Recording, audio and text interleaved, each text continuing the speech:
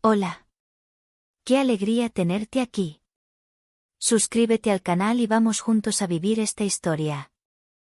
Era una tarde fría en Madrid, de esas en las que el viento se cuela por las rendijas y te obliga a cerrar bien la bufanda. Yo estaba en la cocina, preparando un té para intentar entrar en calor, cuando escuché 3 golpes suaves en la puerta. No eran golpes fuertes ni apresurados, sino medidos, casi inseguros, como si la persona dudara en interrumpirme. Al abrir, me encontré con Carmen, mi vecina del 4º piso, a quien apenas veía más que en el ascensor o en la comunidad. Su rostro estaba pálido, como si hubiera visto algo que la había dejado sin aliento. Tenía los labios apretados y los ojos se movían de un lado a otro, vigilando el pasillo.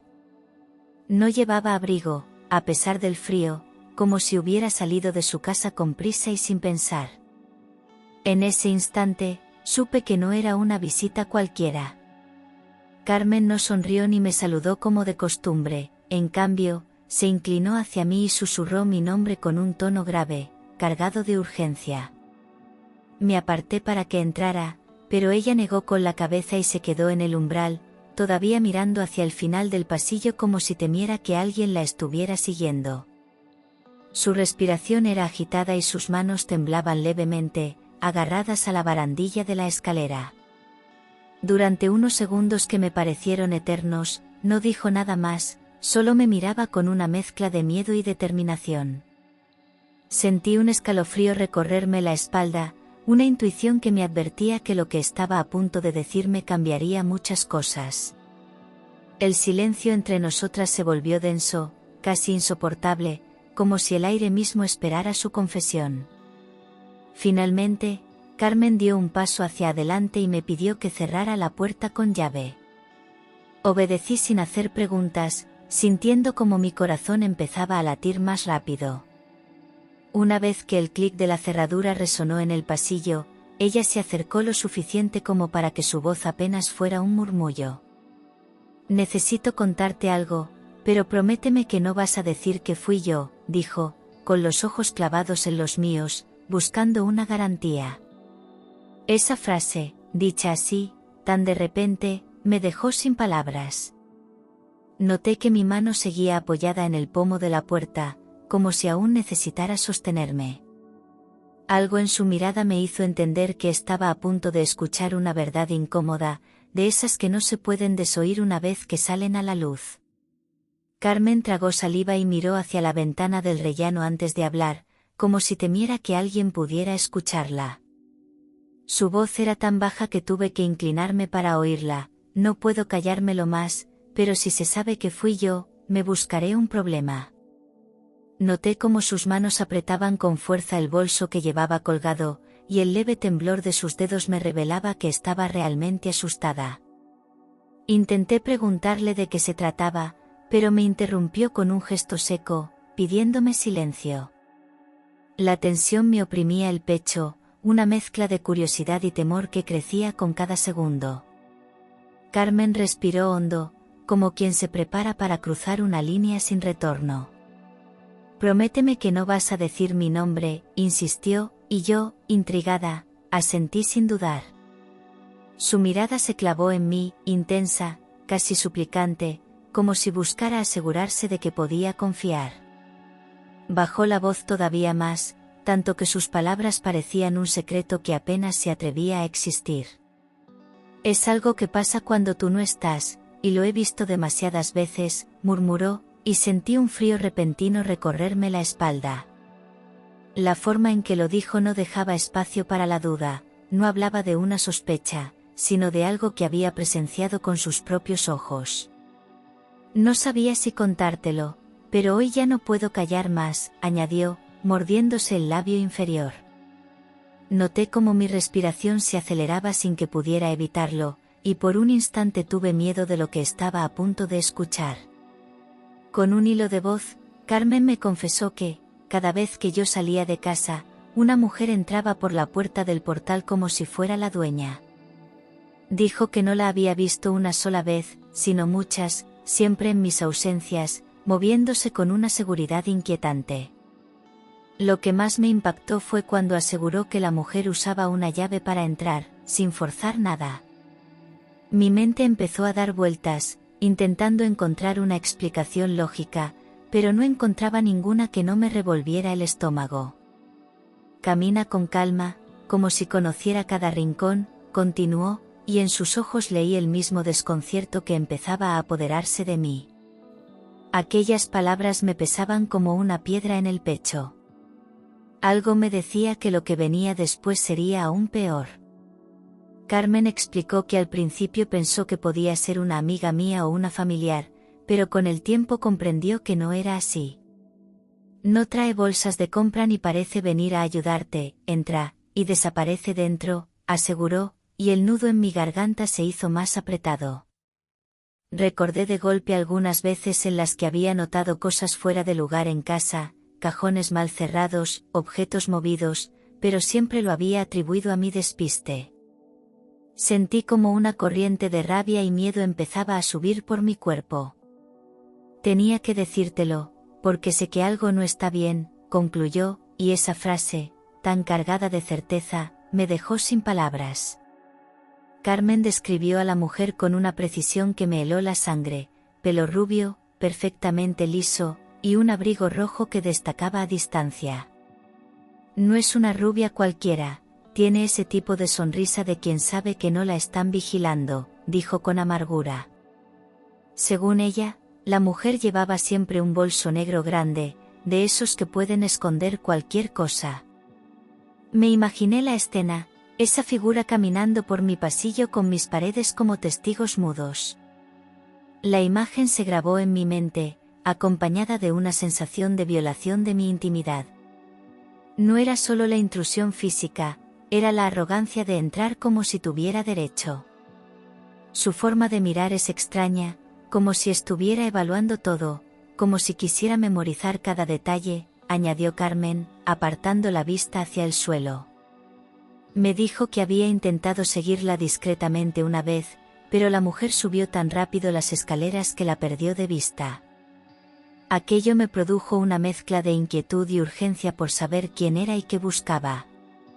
Las palabras abrigo rojo y llave se repetían en mi cabeza como un eco imposible de apagar. En ese momento supe que ya no podría seguir con mi vida como si nada. Algo estaba ocurriendo a mis espaldas, y yo pensaba descubrirlo. Al escuchar la descripción, sentí como un peso frío me caía sobre el estómago. No podía ser una coincidencia que una mujer con llave entrara en mi casa justo cuando yo no estaba. Mi mente comenzó a repasar los días en que había regresado y encontrado cosas fuera de lugar, una ventana entreabierta, mi taza favorita en un sitio distinto, un cajón que recordaba haber cerrado. Siempre lo había atribuido a mi olvido, pero ahora todo encajaba de forma perturbadora. Me invadió una mezcla de ira, miedo y desconfianza, que me dejó clavada en el suelo. Notaba cómo mi respiración se aceleraba, como si mi cuerpo ya supiera que algo grave se estaba gestando. Mientras Carmen seguía hablando, apenas podía concentrarme en sus palabras. Era como si una parte de mí se negara a aceptar lo evidente, buscando cualquier explicación que no implicara una traición cercana. Sin embargo, en el fondo, esa sensación de incomodidad llevaba tiempo persiguiéndome. Cerré los ojos por un instante y, al abrirlos, la habitación me pareció más pequeña, como si las paredes se acercaran. La idea de que alguien caminara por mi casa, revisara mis cosas y respirara mi aire cuando yo no estaba, me resultaba insoportable. Sabía que no podría descansar hasta descubrir quién estaba detrás. Esa noche, sola en mi habitación, repasé mentalmente todas las personas que podrían tener una copia de mis llaves. El único que venía a mi mente era Daniel, mi marido, además de mí misma. Nadie más tenía acceso, o al menos eso creía.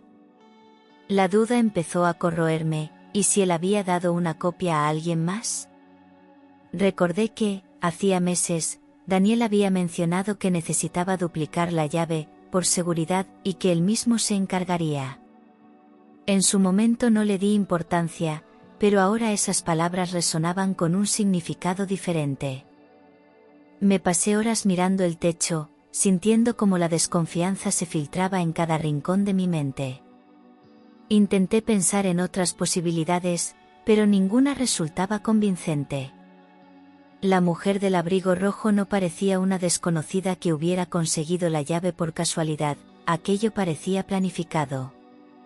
La certeza de que todo podía estar ocurriendo con la complicidad de alguien cercano me dolía más que cualquier robo. El silencio de la noche se volvió pesado, y supe que no podía quedarme de brazos cruzados. Necesitaba pruebas, y las necesitaba pronto. A la mañana siguiente, decidí que era hora de tomar el control. Sin decirle nada a Daniel, compré una pequeña cámara oculta que podía pasar desapercibida entre los libros del salón. Elegí un modelo que grababa en alta definición y enviaba las imágenes directamente a mi móvil, para no depender de revisiones manuales. Mientras instalaba el dispositivo, mis manos temblaban, no por el miedo a que me descubrieran, sino por la mezcla de nervios y determinación que me recorría. Sentía que estaba entrando en un terreno peligroso, pero no había vuelta atrás. Carmen aceptó ayudarme, ofreciéndose a avisarme si veía a la mujer entrar de nuevo. Acordamos que yo saldría de casa en horarios imprevisibles, para que fuera más difícil anticipar mis movimientos. La cámara quedó perfectamente oculta, y el simple hecho de saber que estaba ahí me daba una sensación extraña de control. Sin embargo, también me invadía una inquietud profunda. ¿Qué encontraría cuando revisara las grabaciones? Por primera vez, deseé que todo fuera una confusión, pero algo dentro de mí me decía que estaba a punto de confirmar mis peores temores. 2 días después, al volver del trabajo, encendí el móvil y revisé las grabaciones. El corazón me golpeaba con fuerza mientras adelantaba las imágenes, buscando cualquier señal. Y ahí estaba. La puerta se abría suavemente, y una figura femenina con abrigo rojo entraba con paso seguro. No miró a su alrededor, no dudó un segundo, se dirigió directamente al salón, como si conociera la disposición de cada mueble. Vi cómo dejaba el bolso sobre mi mesa y comenzaba a caminar por la casa con una familiaridad insultante. Aquella escena era la confirmación de que Carmen no se equivocaba. La realidad, por dura que fuera, estaba grabada frente a mí. No pude apartar la vista de la pantalla, observando cada uno de sus movimientos. Abrió un cajón del aparador, examinó algo y lo devolvió con cuidado, como si quisiera que todo pareciera intacto.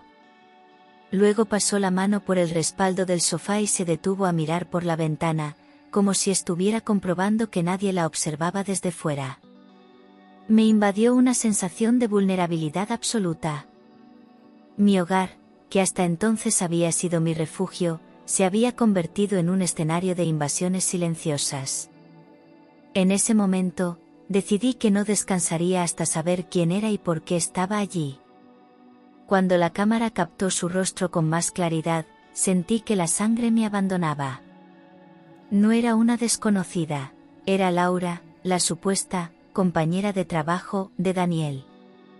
Esa misma con la que él decía tener reuniones hasta tarde, la que siempre parecía estar presente en sus conversaciones de trabajo. Recordé todas las veces que había mencionado su nombre con una naturalidad estudiada, y como yo, ingenuamente, había confiado. Las piezas encajaban con una precisión cruel. La traición no era solo física, sino emocional, y me atravesaba como un cuchillo. Me quedé mirando la pantalla, incapaz de procesar lo que veía. Laura sonreía mientras se movía por mi salón, como si fuera un territorio conquistado. Pensar que esa mujer había estado en mi casa, respirando mi aire y tocando mis cosas con total impunidad, me llenaba de rabia. Y lo peor de todo era imaginar la complicidad de Daniel en todo aquello. No podía negar lo que tenía delante, la prueba irrefutable de que mi matrimonio estaba siendo corroído desde dentro. En ese instante, supe que ya no había espacio para excusas ni para ceguera voluntaria. Seguí observando las grabaciones, y lo que vi a continuación encendió aún más mi furia. Laura se sentó en mi sofá, cruzó las piernas y, con total descaro, tomó mi taza favorita de la estantería. La llevó a la cocina, la llenó y bebió como si estuviera en su propia casa. Luego cogió un cojín, se recostó y empezó a usar el mando de la televisión, riéndose de algo que veía en la pantalla. Era la imagen perfecta de la falta de respeto, una burla silenciosa a mi vida y a mi intimidad. Cada gesto suyo me parecía un desafío, una manera de marcar territorio. No era solo que estuviera allí, era la forma en la que se apropiaba de mis cosas, como si tuviera derecho sobre ellas. Cerré el vídeo con las manos temblando, sintiendo como una rabia fría me invadía por completo. No lloré, porque en ese momento la tristeza dio paso a una determinación absoluta. No permitiría que me siguieran humillando en mi propio hogar. Si querían jugar conmigo, no sabían que yo estaba a punto de cambiar las reglas. Volví a reproducir las grabaciones, esta vez deteniéndome en cada detalle que pudiera darme más respuestas. Fue entonces cuando vi algo que me heló. Laura sacaba del bolso un llavero idéntico al de Daniel, con el mismo colgante de cuero que yo misma le había regalado por nuestro aniversario. No era una copia cualquiera, era el suyo, y eso significaba que él mismo se lo había dado. La imagen de aquel regalo, entregado con tanto cariño, ahora se convertía en una prueba de traición. Noté cómo mi respiración se volvía pesada y mis manos se cerraban en puños. Ya no quedaban dudas de su implicación. La certeza me atravesó como una cuchillada. Daniel no solo sabía lo que ocurría, sino que lo permitía. Recordé las veces que él había insistido en que confiara en él, mirándome a los ojos como si sus palabras fueran sagradas. Ahora comprendía que cada una había sido una mentira calculada. Aquella pista no dejaba espacio para interpretaciones benévolas. Él no solo me engañaba sentimentalmente, también me estaba robando la paz de mi propio hogar. Y esa combinación de traición y cinismo merecía una respuesta a la altura. Esa misma noche, mientras intentaba dormir, mi teléfono vibró con una notificación de audio. Lo abrí sin pensar y escuché la voz de Daniel, clara y cómplice: «Amor, la casa está libre toda la tarde». Su tono era suave, íntimo, y no había duda de que no era para mí. La confusión inicial dio paso a un golpe seco de realidad. Me lo había enviado por error. Mi corazón latía tan fuerte que apenas podía escuchar el resto. Sentí un calor de rabia subir por mi cuello, mezclado con una fría determinación. Reconocí en ese audio la prueba definitiva de su engaño. Ya no era una sospecha ni una grabación lejana, era su propia voz, traicionando nuestra vida juntos sin un ápice de remordimiento. Me quedé en silencio, escuchándolo una y otra vez, como si necesitara grabar esas palabras en mi mente para no olvidar lo que me estaba haciendo. En ese instante supe que no lo confrontaría todavía. No le daría la oportunidad de manipularme o negarlo. Si iba a derrumbar su máscara, lo haría de forma que no pudiera volver a levantarse. Con el amanecer, mi rabia se había transformado en una calma calculada. Sabía que necesitaba reunir todas las pruebas posibles antes de actuar. Me propuse no cambiar mi comportamiento para no levantar sospechas. Seguiría hablando con él como siempre, manteniendo las rutinas, fingiendo no saber nada. Al mismo tiempo, registraría cada movimiento, cada visita de Laura, cada conversación sospechosa. No era solo una cuestión de venganza, era una necesidad de recuperar mi dignidad. Comencé a anotar fechas y horas, sincronizando las grabaciones de la cámara con las observaciones de Carmen. La idea de desenmascararle delante de todos me mantenía en pie. Imaginaba su rostro cuando no pudiera negar lo evidente, cuando cada mentira se derrumbara frente a testigos. No era un impulso de momento, sino una estrategia meticulosa. Si Daniel y Laura habían jugado conmigo en mi propia casa, yo les haría pagar con el mismo escenario como testigo de su caída. Cuando le conté a Carmen lo que había descubierto, su expresión se endureció. No parecía sorprendida, como si en el fondo hubiera sospechado la magnitud de todo desde el principio. Me ofreció su ayuda sin titubeos, asegurándome que vigilaría cada movimiento de la mujer del abrigo rojo mientras yo estuviera fuera. Yo grabaré con mi móvil desde la ventana del salón, así no podrá decir que no es cierto, me dijo con firmeza. Sentí un alivio inesperado al saber que no estaba sola en esta lucha. La complicidad entre nosotras se convirtió en un pacto silencioso que no pensábamos romper. Establecimos un sistema de comunicación. Cada vez que Carmen la viera entrar, me avisaría con un mensaje breve para que yo confirmara después con las grabaciones de la cámara oculta. Ella estaba dispuesta a correr el riesgo de ser descubierta, y eso me conmovía más de lo que podía expresar. Sabía que, si la mujer llegaba a verla grabando, podría volverse peligrosa, pero Carmen no mostraba miedo. No vamos a dejar que sigan riéndose de ti, me aseguró, y en sus ojos vi un brillo de determinación que me dio fuerzas para continuar. En menos de una semana, ya tenía 4 vídeos distintos de Laura entrando y saliendo de mi casa con bolsas. En algunos aparecía sola, pero en otros se la veía revisando armarios y metiendo cosas en su bolso con una tranquilidad insultante. Incluso había uno en el que abría un cajón y guardaba algo en el bolsillo interior de su abrigo. Cada archivo era una pieza más en el rompecabezas de su descaro y su apropiación indebida. Me pasaba las noches revisando cada imagen, memorizando sus gestos y sus movimientos. Carmen y yo analizábamos juntas el material, asegurándonos de que nada quedara sin registrar. Guardé copias en varios dispositivos y también en la nube, para que no pudieran desaparecer si alguien intentaba destruirlas. Aquellas grabaciones ya no eran simples pruebas, eran el retrato perfecto de una traición sin vergüenza. Cada vez que las veía, mi indignación crecía, pero también mi seguridad de que, cuando todo saliera a la luz, no habría forma de que Daniel o Laura escaparan de las consecuencias. La trampa se estaba cerrando, y ellos ni siquiera lo imaginaban.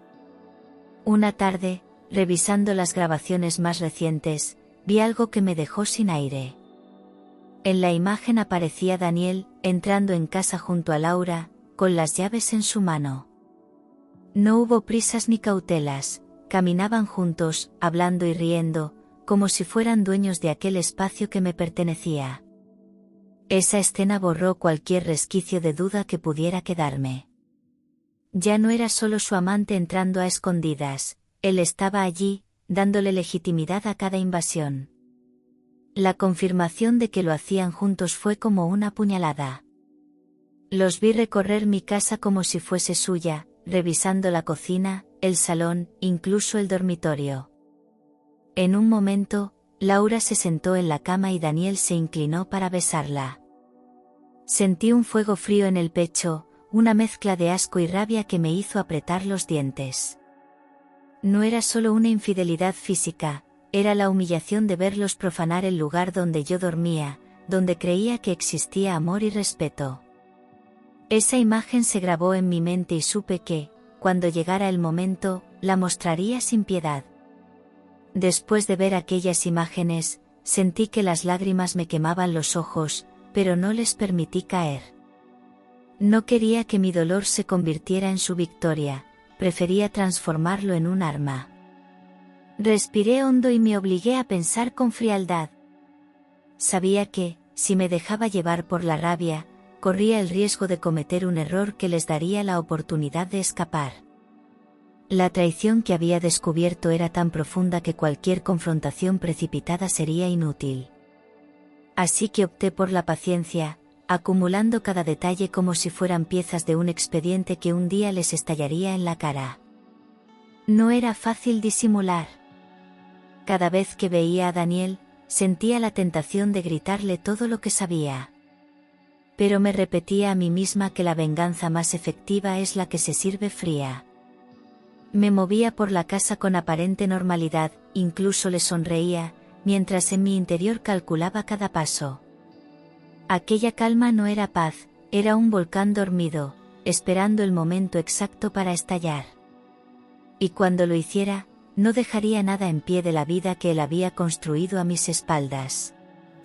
Decidí que el momento de actuar estaba cerca y planifiqué una cena en casa. Fingí que era una celebración improvisada con amigos cercanos, incluyendo a Daniel, por supuesto. Preparé todo con cuidado, la mesa bien dispuesta, la comida lista y el salón impecable. Pero lo más importante no era la comida, sino la pantalla de televisión conectada al disco donde guardaba las grabaciones. Mientras cortaba verduras y abría botellas de vino, sentía como la tensión me recorría el cuerpo. Mi objetivo era que todos fueran testigos de lo que yo había visto en soledad. Cuando Daniel llegó, se mostró despreocupado, incluso cariñoso, lo que me confirmó que no sospechaba nada. Recibí a cada invitado con una sonrisa, ocultando el huracán que llevaba dentro. El ambiente parecía distendido, con risas y brindis que llenaban el aire. Yo, sin embargo, esperaba el momento exacto para ejecutar mi plan. No habría advertencias ni palabras previas, las imágenes hablarían por sí solas. Y en cuanto la comida estuviera servida, les mostraría la verdadera cara de Daniel y su cómplice. El momento llegó cuando todos estaban sentados y la conversación fluía sin sospechas. Me levanté, fingí que iba a poner música, y en su lugar encendí la televisión. En la pantalla, comenzaron a reproducirse las grabaciones de la cámara oculta. Primero, Laura entrando sola, luego, ella y Daniel entrando juntos, riendo y besándose en mi dormitorio. El silencio fue inmediato, como si el aire se hubiera congelado en la habitación. Nadie se atrevía a moverse. Daniel se quedó inmóvil, con la mirada fija en la pantalla, mientras Laura tragaba saliva y miraba hacia la puerta como buscando una salida. Los amigos intercambiaban miradas incrédulas, incapaces de procesar lo que estaban viendo. Yo me mantuve de pie, observando sus reacciones sin pronunciar una sola palabra. Era el desenlace que había esperado, que todos vieran la verdad sin que yo tuviera que explicarla. Y en ese instante, su mundo empezó a derrumbarse frente a todos. Durante unos segundos, el salón quedó envuelto en un silencio denso, casi insoportable. Nadie se atrevía a romperlo, y yo podía escuchar incluso el tic-tac del reloj colgado en la pared. Daniel estaba pálido, con la mandíbula apretada y los ojos fijos en el suelo, incapaz de mirarme. Laura, en cambio, se movía inquieta en la silla, como un animal acorralado que busca una salida. Sentí como mi respiración se volvía lenta y controlada, como si estuviera disfrutando de cada segundo de su incomodidad. Era la primera vez que tenía el poder absoluto en la escena, y no pensaba desaprovecharlo. Los invitados, que momentos antes reían y brindaban, ahora permanecían inmóviles, sin saber si debían hablar o seguir callados. Algunos desviaban la mirada, otros observaban a Daniel con una mezcla de asombro y repulsión. El ambiente estaba cargado de tensión, tanto que parecía que una palabra equivocada podría hacerlo estallar todo. Yo no dije nada, simplemente crucé los brazos y esperé. El silencio, en ese instante, era mi aliado más fuerte. Daniel, acorralado por las miradas y sin posibilidad de negar lo que todos habían visto, levantó finalmente la cabeza. Su voz salió temblorosa, pero trató de darle firmeza. Sí, es verdad. Llevo meses con ella.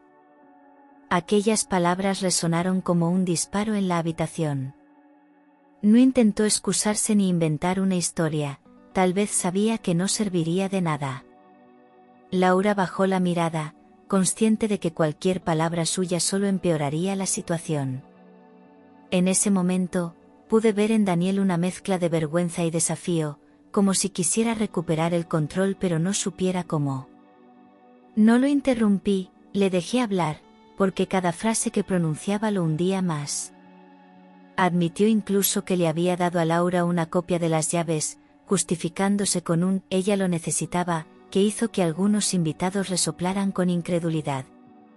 Era la confirmación pública de su traición, y yo sentí que una parte del peso que llevaba encima comenzaba a aligerarse. Cuando todos creían que la escena había llegado a su punto más alto, se oyó un ruido procedente de la cocina. Carmen apareció, sosteniendo un sobre grueso entre las manos. Caminó con paso firme hasta la mesa y lo dejó frente a mí. «Esto también tienes que verlo», dijo, mirándome directamente. Abrí el sobre y encontré un conjunto de fotografías y documentos que no había visto antes. En las imágenes, Laura aparecía guardando joyas que pertenecieron a mi madre, piezas que yo creía extraviadas hacía meses. También había facturas de empeños y transferencias bancarias que vinculaban directamente a Daniel con la venta de esas piezas. El murmullo de los presentes llenó la sala, mientras él intentaba balbucear una defensa inútil. Aquella prueba final no solo confirmaba la infidelidad, sino también el robo premeditado. En ese momento, ya no quedaba espacio para la duda ni para el perdón. Esa misma noche, después de que todos se marcharan, Carmen y yo nos dirigimos a la comisaría. Llevaba conmigo las grabaciones, las fotos y los documentos que ella me había entregado. El inspector que nos recibió escuchó con atención mi relato y revisó el material sin apartar la vista de la pantalla. Cuando terminó, asintió con seriedad y comenzó a redactar la denuncia por robo y allanamiento. Firmar aquel papel fue como cerrar una puerta a la vida que había tenido hasta entonces. Sentí una mezcla de alivio y tristeza, pero también la satisfacción de saber que estaba haciendo lo correcto. Carmen permaneció a mi lado durante todo el proceso, reafirmando con su testimonio lo que había presenciado. No me soltó la mano ni un segundo, como si quisiera recordarme que aún quedaban personas en las que podía confiar. El policía aseguró que, con las pruebas presentadas, la investigación sería rápida y contundente. Salimos de allí con la certeza de que ya no había marcha atrás. El primer paso hacia la justicia estaba dado, y yo no pensaba detenerme hasta llegar al final. Los días siguientes fueron un auténtico vendaval para Daniel. La noticia de la denuncia se extendió con rapidez, y no tardó en llegar a oídos de su jefe. En cuanto éste vio las pruebas, no dudó en despedirle de inmediato. Perder su trabajo fue solo el inicio, sus amigos comenzaron a apartarse, y aquellos que antes lo recibían con sonrisas ahora lo miraban con desprecio. Daniel trató de llamarme en varias ocasiones, pero no contesté a ninguna de sus llamadas. Ya no tenía nada que decirle, y él lo sabía. Le vi una vez, por casualidad, en la calle. Su aspecto era muy diferente, el traje impecable había sido sustituido por una chaqueta arrugada, y sus hombros, antes erguidos, estaban vencidos hacia adelante. No había rastro del hombre seguro que se movía con arrogancia por mi casa. Evitó mi mirada, cruzó la calle y desapareció entre la gente. Ese fue el momento en que comprendí que su caída no había sido solo profesional, sino personal. Había perdido mucho más que su empleo, había perdido su reputación y su lugar en el mundo. Meses después, el caso llegó a los tribunales. Entré en la sala con la cabeza alta, decidida a enfrentarme a todo lo que viniera. Daniel y Laura estaban sentados juntos, aunque la tensión entre ellos era evidente. Cuando el juez pidió que se presentaran las pruebas, mi abogado proyectó los vídeos y mostró los documentos sin dejar lugar a dudas. Cada imagen, cada palabra grabada, pesaba como una losa sobre ellos. Las excusas que intentaron dar fueron torpes y contradictorias, y el juez apenas les prestó atención. El veredicto no tardó en llegar, Laura fue condenada por robo y allanamiento, y Daniel quedó señalado como cómplice. No recibiría pena de cárcel, pero su historial quedaría manchado de forma irreversible. Cuando abandoné la sala, sentí que un capítulo doloroso de mi vida se cerraba por fin. No era una victoria celebrada con júbilo, sino con la calma de quien sabe que ha recuperado su dignidad. Y aunque las cicatrices seguirían ahí, también lo haría la certeza de que había hecho justicia. Tras el juicio, sentí que el peso que me había acompañado durante meses empezaba a desvanecerse. La casa, antes escenario de humillaciones y traiciones, ya no me resultaba un lugar seguro. Decidí venderla sin mirar atrás, consciente de que desprenderme de esas paredes era la única forma de cerrar la herida. El día que firmé la venta, respiré hondo, como si liberara de mi pecho un aire que llevaba demasiado tiempo retenido. No había tristeza en ese acto, sino una sensación profunda de limpieza y renovación. Me mudé a un pequeño piso en un barrio donde nadie conocía mi historia. Allí, cada rincón era mío, sin sombras del pasado. La primera noche, me dormí con las ventanas abiertas, dejando que el aire fresco llenara la habitación. Por fin podía cerrar los ojos sin miedo a que alguien cruzara mi puerta sin permiso. No era solo un cambio de dirección, era el inicio de una vida en la que yo marcaba las reglas. En todo ese proceso, Carmen se convirtió en algo más que una vecina, fue mi aliada, mi cómplice y mi amiga más leal. Sin su valentía, quizá nunca habría descubierto la verdad. Una tarde, la invité a cenar en mi nuevo hogar para agradecerle todo lo que había hecho. Entre risas y confidencias, le entregué un pequeño paquete envuelto con cuidado, un colgante de plata con la inscripción «Gracias por abrirme los ojos». Vi cómo sus ojos se humedecían mientras lo sostenía entre sus manos. Me confesó que, al principio, había dudado en decirme nada por miedo a mi reacción. No quería verte sufrir, pero tampoco podía quedarme callada, admitió. Yo le aseguré que su sinceridad había sido el primer paso hacia mi libertad. Brindamos por los nuevos comienzos, sabiendo que nuestra amistad se había forjado en el fuego de una experiencia amarga. Y en ese momento, supe que siempre podría contar con ella. Instalarme en otra ciudad fue como volver a respirar después de haber estado bajo el agua demasiado tiempo. Encontré un empleo que me llenaba de energía, rodeada de personas que no conocían mis cicatrices y que me trataban sin prejuicios. Cada día, al salir de casa, sentía que el pasado quedaba más atrás. Ya no vivía con la sensación de estar vigilada ni con el peso de un engaño constante sobre los hombros. Poco a poco, comencé a reconstruir no solo mi vida, sino también mi confianza en mí misma. Me permití disfrutar de las pequeñas cosas, un café en una terraza soleada, un paseo por calles desconocidas, la calma de un domingo sin sobresaltos. Comprendí que la verdadera victoria no era ver caer a quienes me traicionaron, sino levantarme más fuerte que nunca. Y así, paso a paso, me fui convirtiendo en la mujer que nunca pensé que podría ser. Poco antes de mi mudanza definitiva, Carmen me pidió que pasara por su casa. Me recibió con una taza de café y una mirada que mezclaba alivio y cierta tristeza.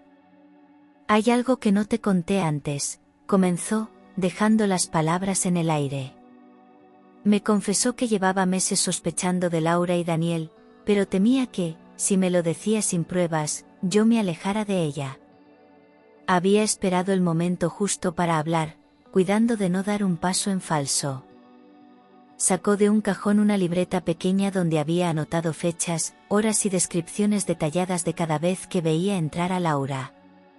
Aquella libreta era como un registro silencioso de mi propio calvario, escrito por alguien que había decidido protegerme sin que yo lo supiera.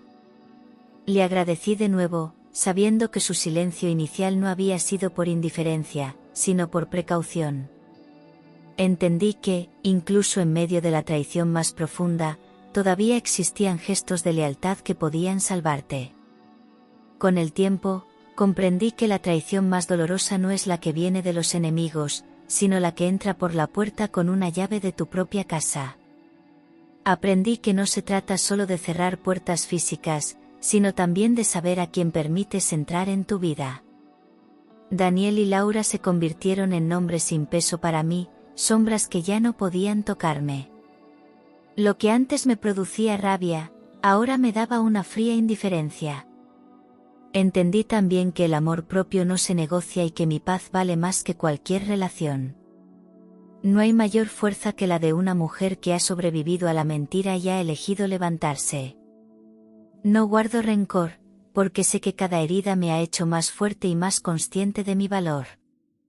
Y aunque las cicatrices siempre estarán ahí, las llevo como recordatorio de que nunca más permitiré que alguien las cause.